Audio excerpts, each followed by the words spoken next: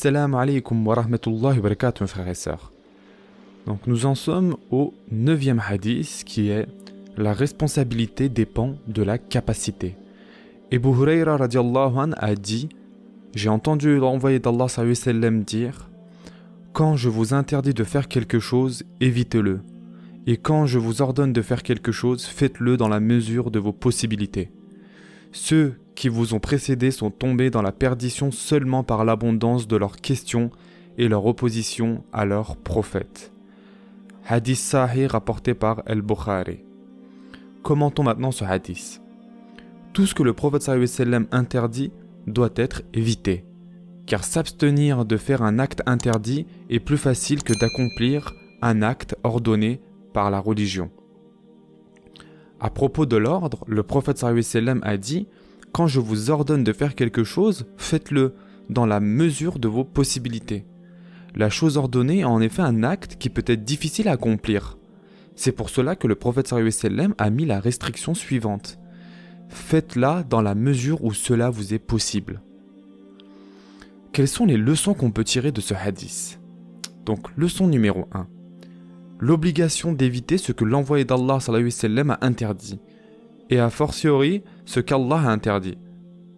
Et cela, tant qu'il n'y a pas d'argument qui prouve qu'il s'agit d'une interdiction qui rend la chose seulement détestable. Il n'est pas toléré de faire une partie de ce qui est interdit, mais il faut l'éviter totalement, tant qu'il n'y a pas de nécessité qui permet de le commettre. Leçon numéro 2. L'obligation d'accomplir ce dont on est ordonné de faire, et cela tant qu'il n'y a pas d'argument qui prouve que cet ordre exprime seulement la liberté de l'accomplissement de l'acte. Leçon numéro 3. Tout ce qui dépasse la capacité de l'homme ne lui est pas obligatoire. Leçon numéro 4. La facilité dans les enseignements de la religion islamique en imposant à l'homme que ce qu'il est capable de faire. C'est très important. Leçon numéro 5.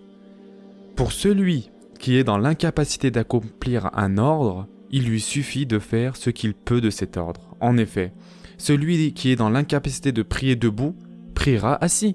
Celui qui est dans l'incapacité de prier assis, priera allongé sur le côté. Celui qui peut effectuer l'inclinaison, c'est-à-dire le ruku, qu'il le fasse. S'il ne peut pas, il se contentera de l'indiquer par des signes. Il en va de même pour les autres adorations. L'homme accomplit ce qu'il est capable de faire. Il ne faut pas oublier, mes frères et sœurs, que l'islam est une religion de facilité.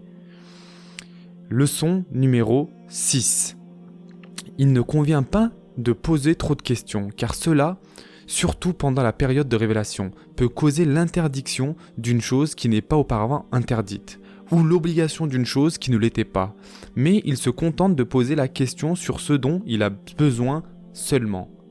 Et enfin, pour terminer, leçon numéro 7, poser trop de questions, émettre beaucoup d'hypothèses, diverger du prophète sallallahu alayhi wa sallam sont à l'origine de la perdition. Et surtout, n'oubliez pas que les communautés qui nous ont précédés ont péri à cause de cela. Prenez soin de vous, mes frères et sœurs, et à très prochainement, Inch'Allah.